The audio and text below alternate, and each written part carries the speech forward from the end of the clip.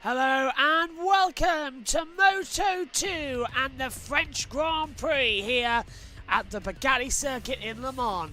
So here we go. This is going to be a very interesting race. There's wet weather in the air. We could have a flag to flag. Taking you through the commentary, Michael Laverty and Gavin Emmett. But first of all, down to TNT Sports.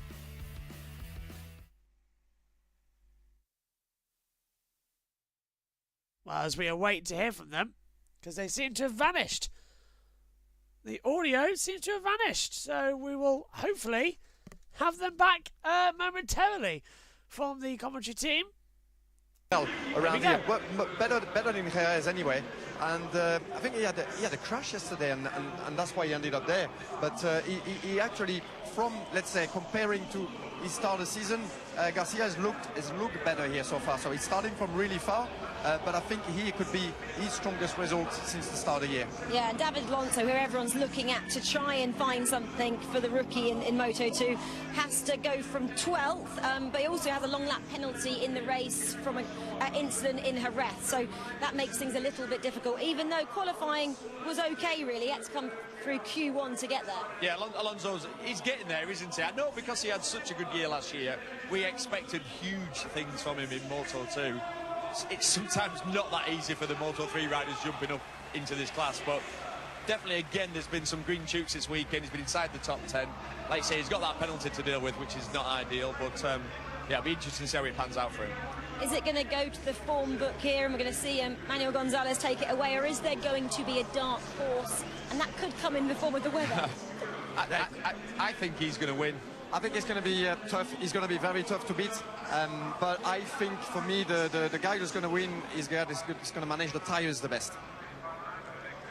And everyone wants to know how you think Jake Dixon will get on, of course, at home. His chances from 6th? I think podium. Yeah, definitely potential for podium. The Bosco chassis is working well, and they are normally keeping the tyres quite well. Yeah, so, yeah, with this much cooler temperature, you can see Jake. You know, I'm going to say 3rd. Yeah, I was going to say the same, Neil. We're agreeing. They're agreeing for once. Amazing. And shout out to Darren Binder, who's not taking part. He's gone to Barcelona for surgery. Okay, well, here is your Moto2 race, 22 laps of the Le Mans circuit. Let's hand over to Gavin Michael. Thank you very much, Rachel. Yeah, Manuel Gonzalez on pole. Looks unstoppable on paper, but we don't race on paper. The clouds are gathering. The grip is going to be a challenge. The margins are tiny. He's got some hard chargers alongside and behind him. This Moto2 field is hungry for a shake-up.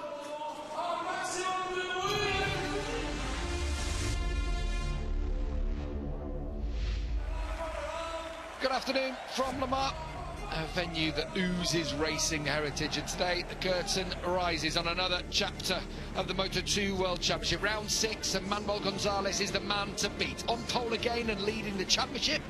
Although it's a dry track, there is rain in the air, and rivals all around him. Baltas and Moreira on the front row, fresh from battling for the podium back in Jerez. Row 2, you've got Dixon and Canet, two who will fancy their chances in this race. Philippe Salach heading up the 3rd row of the grid.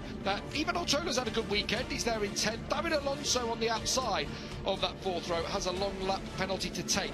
Keep an eye on Sergio Garcia, he won here a year ago and he's looking much more like his old self here this weekend. Danny Munoz is in as a replacement for Alexis Scritch, who got injured during the weekend. No Darren Binder either.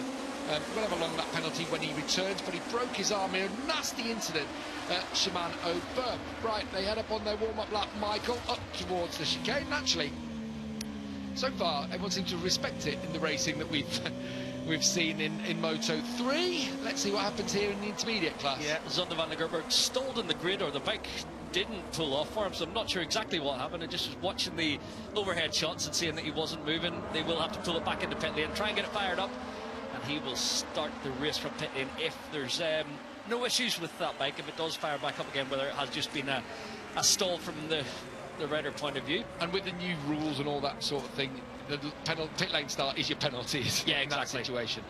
Yeah, there are rules in place that if you start a MotoGP race from pit lane for swapping a bike, you will need to do a ride-through penalty in the race. But on this instance, the penalty is applied by starting about 3-4 seconds behind the riders once they pass turn 1-2. David Alonso testing out the long lap loop there. He's got to do that early on. Right, how do you get about Gonzalez? Because he looks to have a 10th or 2 in his back pocket. Yeah, he's had everyone covered since Friday morning. It looks like he just has a setting for this racetrack that he's at ease. He can do the lap times at will. I think you've got to attack him from the outset. If you're Barry Baltus and Diogo Moreira on the front row of the grid, you've got to try and beat him to turn 1. And it's the only way. Everyone on row 2, Dixon, Canet, they'll feel like they've got a racer that perhaps to challenge, but they need to get through. They can't allow Manuel to make a break.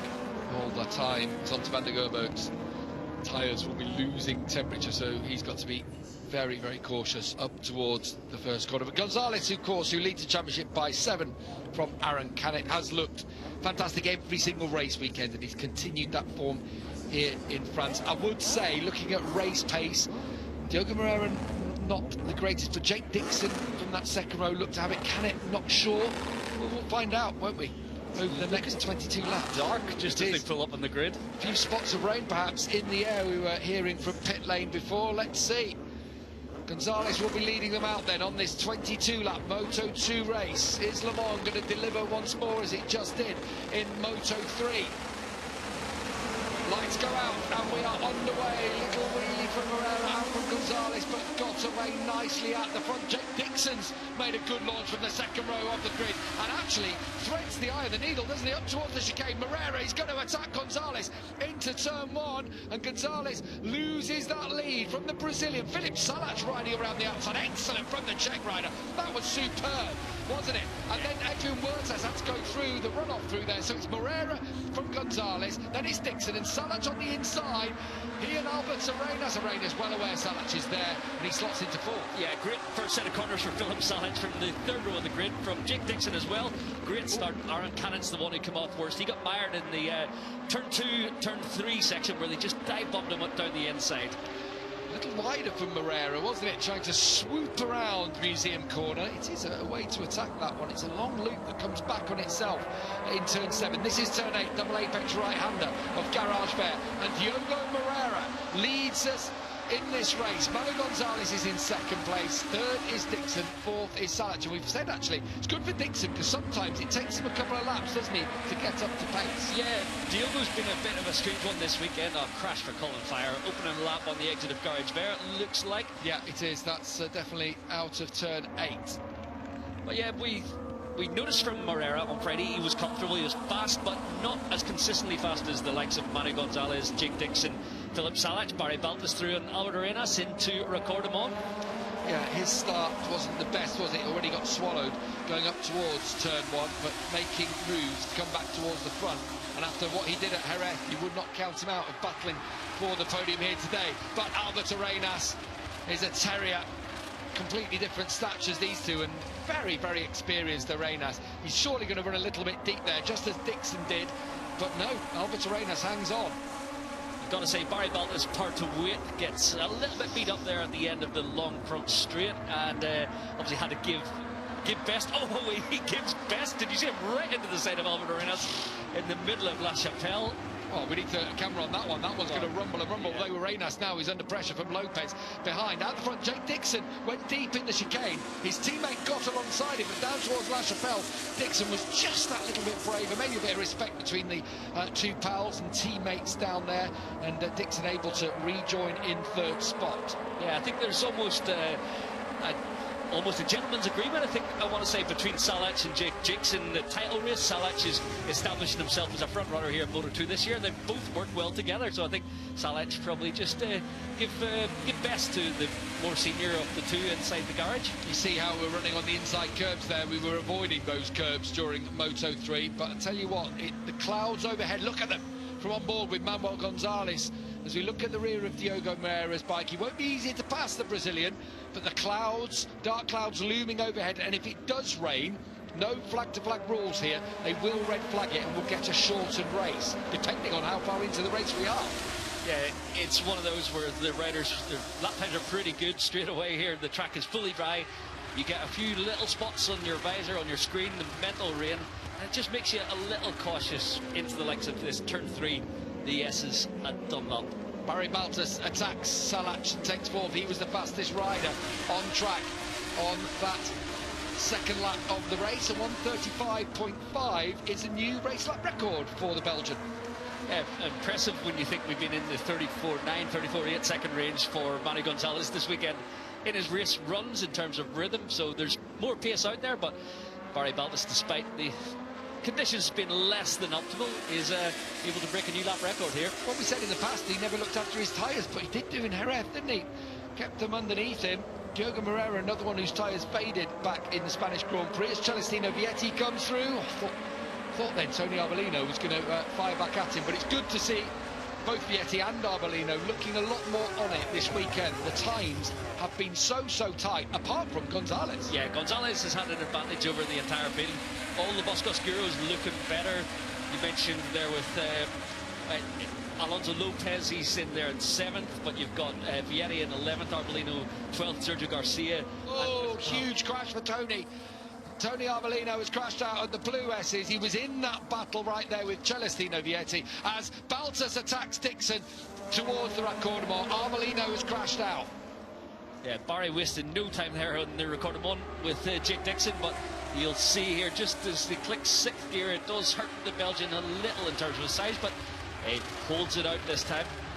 Well, it's getting tight behind, isn't it? Gonzalez having a think about Moreira. Look at the ground that Baltus eats up on the brakes, though, to Gonzalez. That is stunning from the Belgian, and suddenly a gap that was, you know, tending towards half a second, it's closed in the space of one corner. Yeah, sometimes actually size and weight can help here to get the tyres up to temperature early doors. So Barry, you can see he's aggressive. He's got feeling with his Pirelli front and rear. Everyone's on the soft front and super soft rear here today, but he's able to activate them that little bit quicker. He just looks really confident right now. Is he able to get about Manuel Gonzalez? Because this could change the outcome of this race. Diogo Moreira's got through on Gonzalez, already on the nose, down into Garage Vero. I wonder whether he might have to just release the front brake a little bit there, Gonzalez.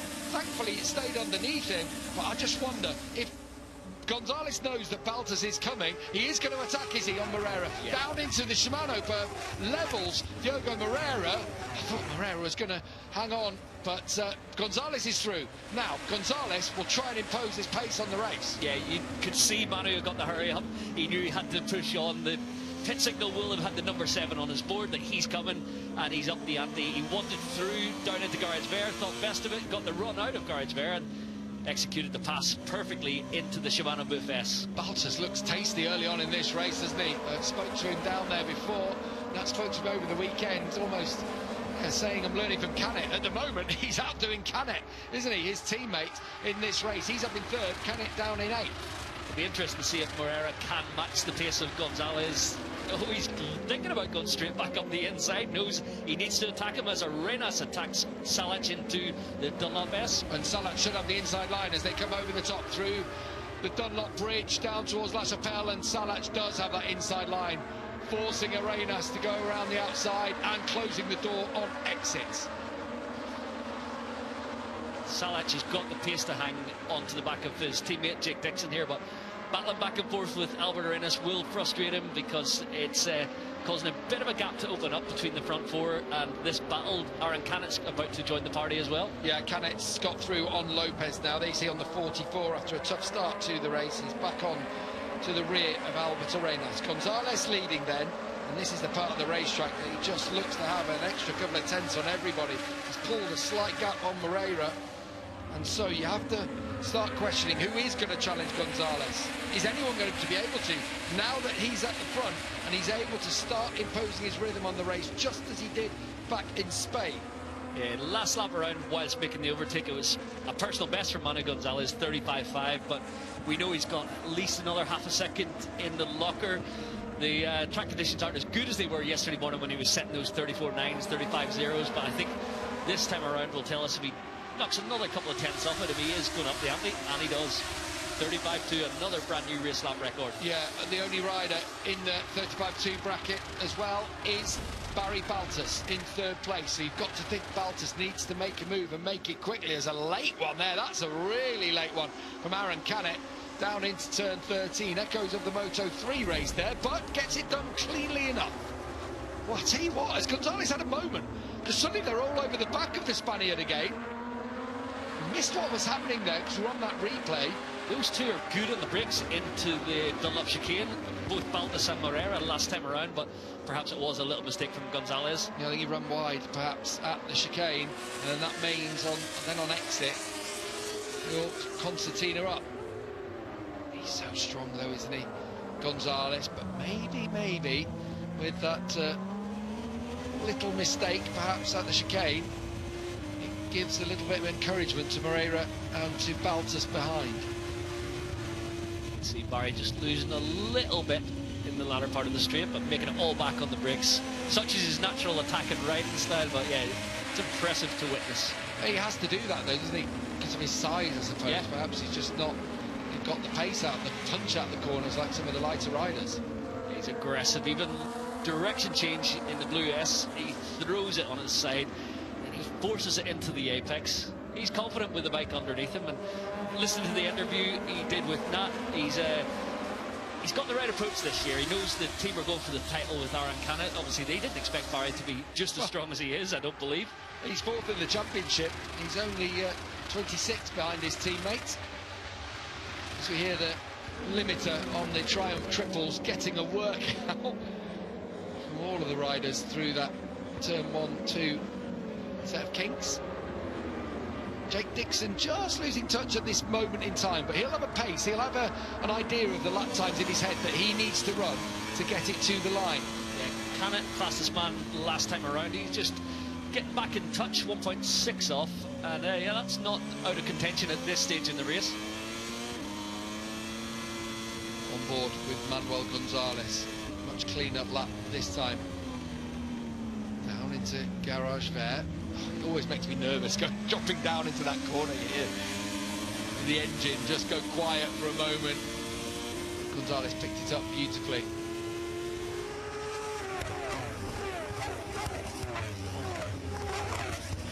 Listen to those Triumphs singing down through Shimano Burfesses. I think if Barry gets an opportunity, he won't waste any time in sending it down the inside of Moreira. He's looking at it here as he rounds this left, trying to drive up towards the inside of Recordamon. He's going to do it, is he? Oh, he went tight there, did Moreira.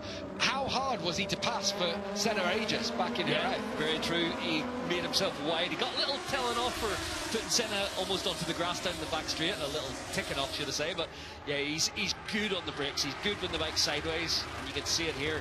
Even Barry's prowess in the braking zone, not easy to make a move. Here comes Baltas up to the chicane. Through he goes into second, and it was a responsible... Oh, and Moreira tried to fight back on the exit from their nose, actually. I think the Baltas is that little bit quicker than him, and so he's got to do it in a duel, and he took it back to Baltas there. He is a hard charger, is Moreira, but fair play to Baltas for getting through.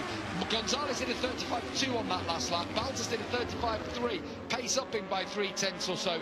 Jake Dixon just lost a little bit of touch, but still improved his lap time on that last one. Yeah, he's got to come back at them here, I do believe. Obviously, the trading of places between Baltas and Moreira gives Jake a little bit of grab back onto the slipstream of these two. But yeah, it was interesting there. You could see Moreira thought about responding immediately, but it was going to be contact with Baltas, and Baltas is a big unit. He's going to come out best whenever it's shoulder to shoulder through the chicane there at Dunlop. And Gonzalez will love what that's done to the gap back to second place. That little battling between the Belgian and the Brazilian has given him a bit of breathing room. Now there you are, and it's come up on his dashboard straight away. All of a sudden the gap's 0.7. This is the moment to go from Gonzalez. I really am looking forward to seeing what his lap time here. He's being told that Baltas has a similar pace to you, but as Gonzalez got a bit more in the tank, you feel like what we've seen throughout the weekend he does. Another 35.2, but it is matched by Baltas in second. Yeah, he's took 2/10 out from the first intermediate split, and you can see from the overhead shot where he's attacking. He's gaining it all in the brakes. Once again down into turn 3, attacking. Barry's a believer right now, and he's looking so good, cutting the curve there, up over the crest as you under the Dunlop Bridge, and he's almost back in touch with Gonzalez already. Salac is having to ride hard to keep Aaron Canet at bay. Similar lap times between 4th, 5th and 6th. Moreira the slowest of the front group, all the way back to Alonso Lopez, 3 seconds covering the top 8. a gap back to Celestino Vietti and Yvonne Ortola, who's having a great ride, the rookie. Yeah, it's been a good weekend for Ortola. He's made the step in Moto2 and on track together with his teammate Sergio Garcia, who I'm happy to say is a lot closer to the pace this weekend. Still not on race-winning form as he was here 1 year ago, but much more like it from the young Spanish rider. He's been through the mill of late. So there is Salac on the 12, 44 is Aaron Canet behind as they come through the Shimano S's.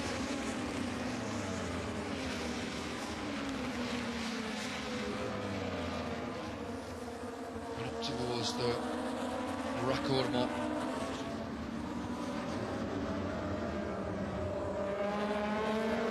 Baltas has so much confidence in his front end. On the direction change, he just flicks it from right to left through the blue S, and then likewise as he approaches Ricordamon, he throws it on the side, brakes hard and aggressive.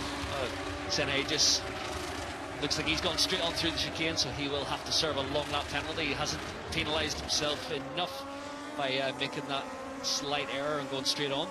Yeah, we've seen it so many times over the years. Do you remember Fabio Di Gianantonio losing a race win because of it when he was battling Alberto Arenas? He won the race, but was penalised after the race. And if you do, and it's easy, you can be, I remember someone being, I think it was Cornfire was being helped into the shortcut there, but you just, you know, they do take that into account. If someone pushes you out there, you happen to gain an advantage in that situation, you have to lose time if it's all of your own accord, and they clearly feel that that wasn't the case for Senna, who, you know, his season is up and down. Aaron Canet's through on Salac, but for Senna ages further back, we saw him at Thailand, dropped off a bit, come back at Jerez. Just got to find that consistency, maybe that base setting.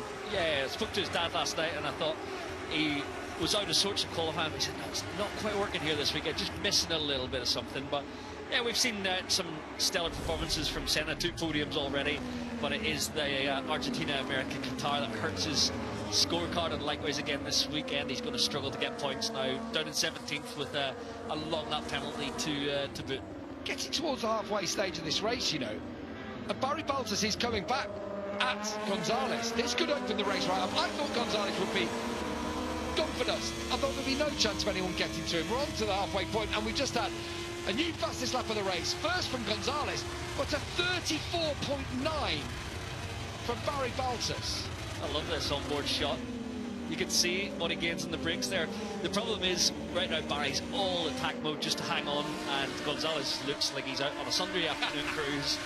So poised in the braking zones, it looks absolutely effortless. I got to see some of, a little twitch in the middle of La Chapelle, so it just goes to show he's pushing on. It's not that much of a cruise for Gonzalez, but it just looks so fluid. Having to work hard, isn't he, to keep Baltas at bay. This is great to see from the Belgian, and it is like a home race for him between here and Assen. This is a big one. French-speaking Barry Baltas want to perform in front of this French crowd. There's Jake Dixon in 4th place, just losing a little bit of touch with Moreira, but similar lap times between the pair of them. It's Canet that's the quickest of that trio. Yeah, I was watching some of the ghosting analysis last night on these Moto2 contenders, and Manu, we think he's really strong in the braking zones, but it's that first touch off the turn. He gets it turned a bit better than everyone and upright sooner, and he just punches off every turn. It looks so good. A bit Danny Pedrosa style, isn't it? He's got that kind of, I hate to call it 250 style, but it's that smooth, isn't it? Just the way that he does it.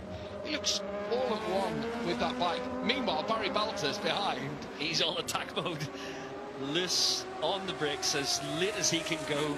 But he hasn't missed many apexes so far. It takes a lot of, well, physical energy to ride in that manner. You can see he's just attacking this race. This is a move for Canet. Yeah, up towards the chicane on Jake Dixon, has been coming, has been looking strong, and through Canet goes. Jake Dixon, still the top Boscoscaro bike in this race, but drops back into 5th. Canet deep there, but getting it back for a second apex up the hill.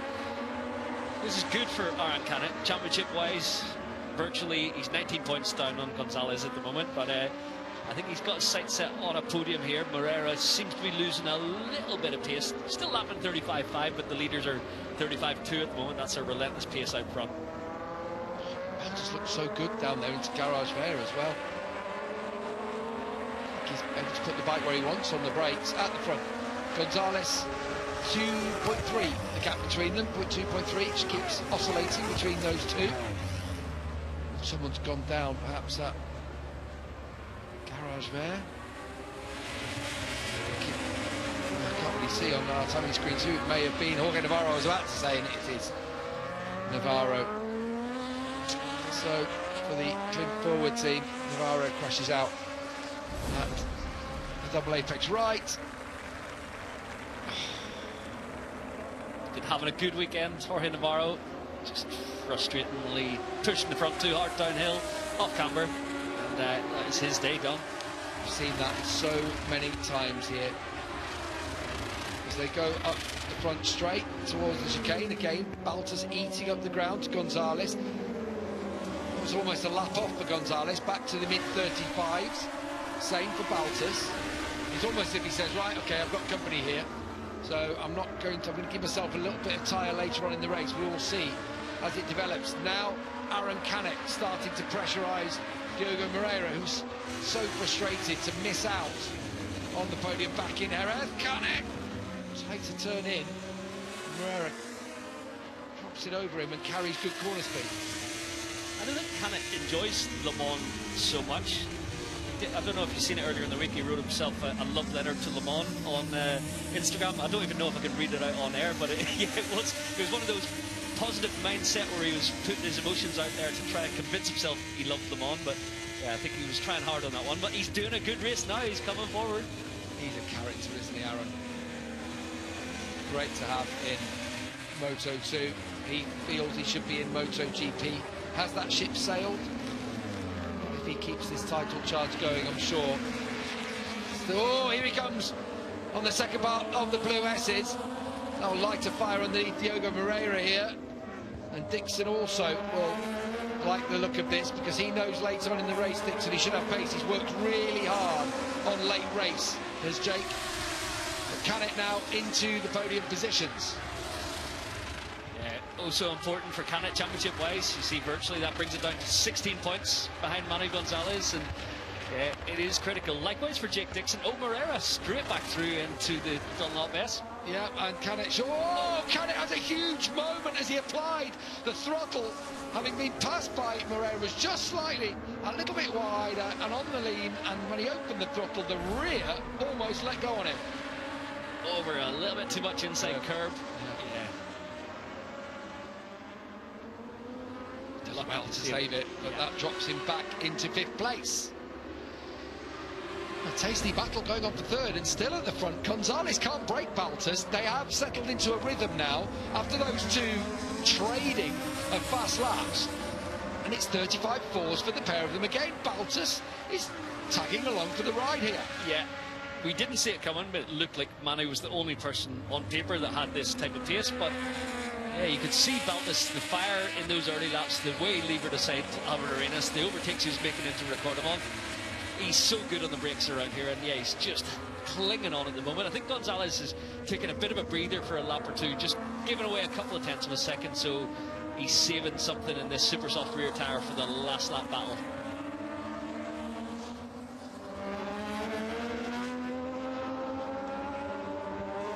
Out of the final corner, on to lap 15 of 22.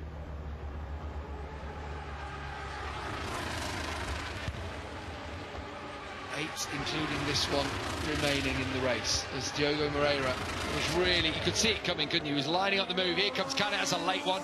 He's surely going to run a little bit deep there, and Dixon, does he? Oh, Dixon had that similar moment, didn't he, to Canet coming out, just couldn't quite get the drive to repass Canet on exit.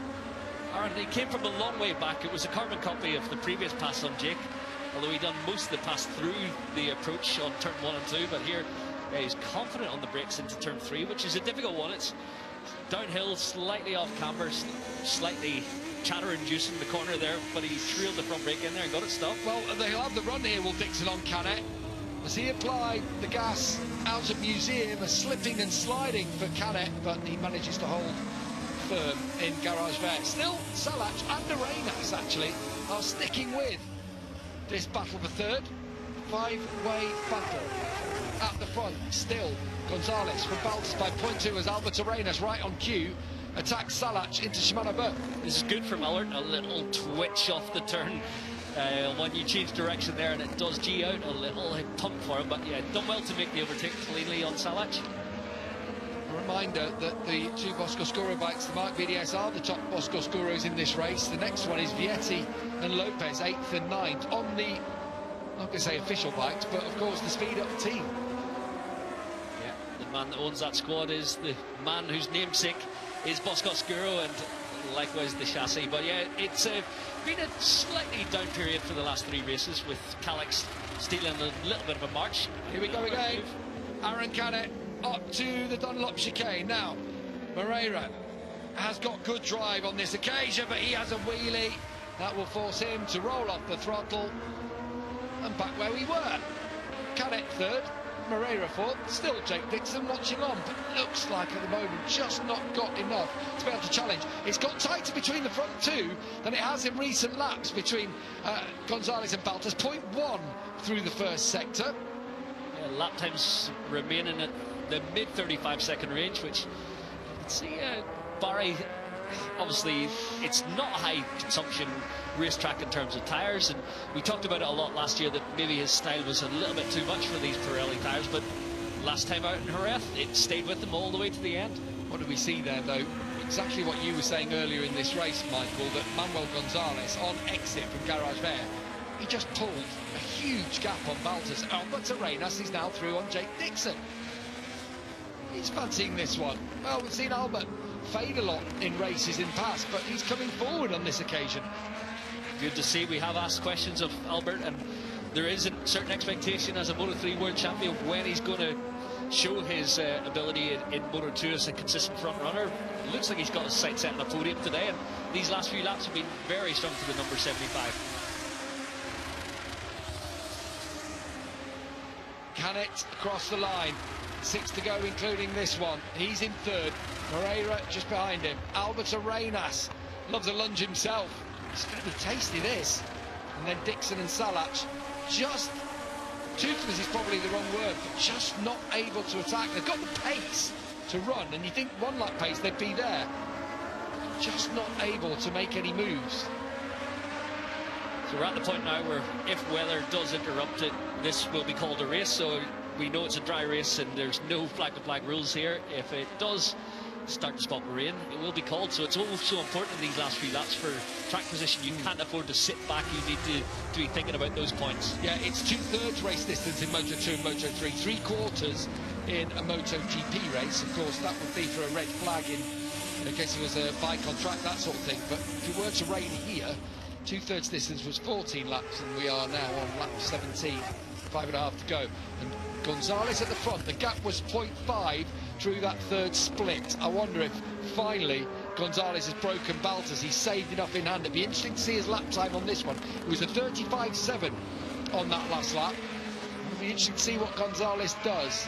He's already in the final corner, Gonzalez. As you can just see at the bottom of your screen, they come through shot as Canet leads through this quartet. Across the line, 35.5, so he has turned up the wick again, Gonzalez, but only by a couple of tenths. It's anything Baltas can do. Yeah, I think Baltas is still the fastest of the rest with the 35.7, the others 35.8 for Moreira, 36.0 for Canet. It does seem like at this point in the race, just Manu may well eke out a comfortable margin. I say that, and he's brought the Barry Baltas has brought it down a tenth in sector 1. That is his strong sector, isn't it? But then it feels like in the second half of the track, Gonzalez can open up. The question here is, who's got the tyre left?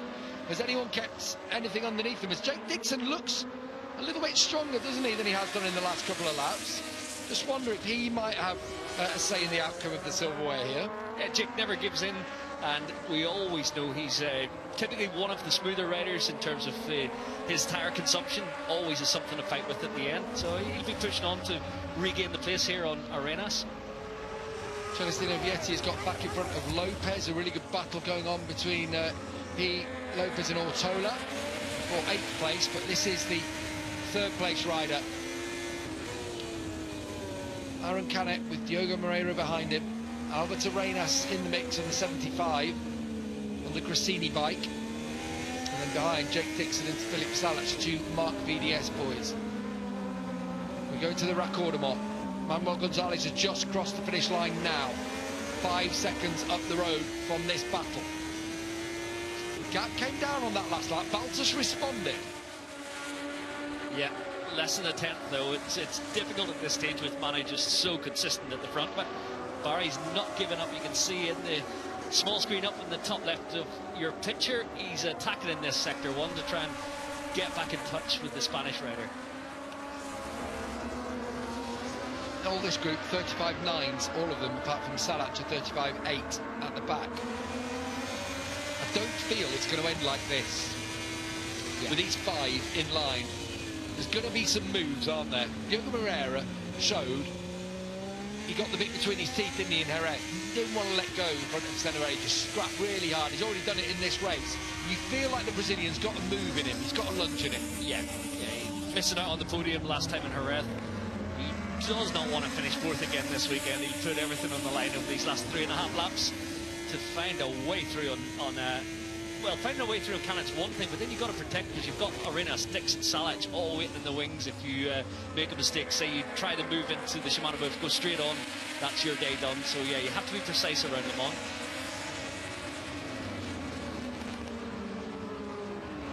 Through the blue S's, Philip Salac, has he got a bit of pace here? Having a think about going through. Isan Guevara back into the pits, so a really tough day at the office for the Pramac Blue Crew team. Arbolino, former winner here, has crashed out, and so has, well, retired, should I say, for Isan Guevara. Disappointing day at the office for them.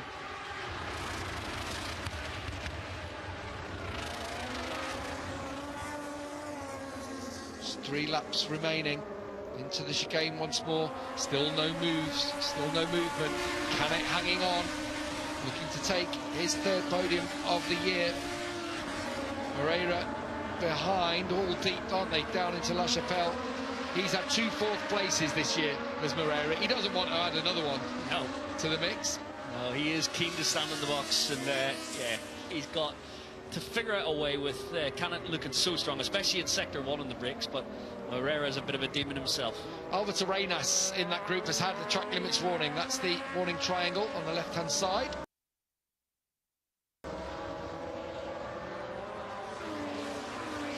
This is where Gonzalez, the way he exits Garage Vert, just stretches it, and on that last lap, Gonzalez hit a 35.5, Baltus a 35.8. I think that might be that for Gonzalez.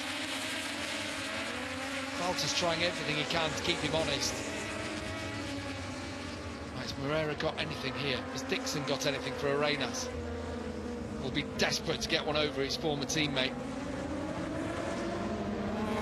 Canet just looks a little neater at the moment, not using as much of the track. Maybe he's had to work hard. A little twitch there at the exit of Raccordement, but yeah, it's not easy for finding a way through here with Moreira on Canet.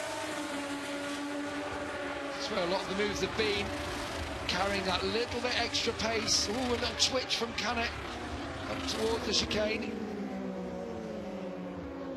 Moreira eats the ground up once more. At the front, the gap 0.8 of a second between Gonzalez and Baltus, and this is your 4-way scrap for 3rd. Jake Dixon, the fastest of this group on that previous lap with a 35.854. 35.9s for Canet and Moreira. Jake's just sizing up a move here. The problem is you go down the inside and you don't have much room for error with a rider directly in front. He's looking at it in the Garage Vert this time around. Yeah, and I'm sure here he comes from a long, long way back, but Dick, how does he get that stop? Very nicely done. On the rear brake, obviously, to pull it back to the apex. Didn't actually cost himself much on exit, and he's now in contention with there's not a lot of distance between him and Moreira here.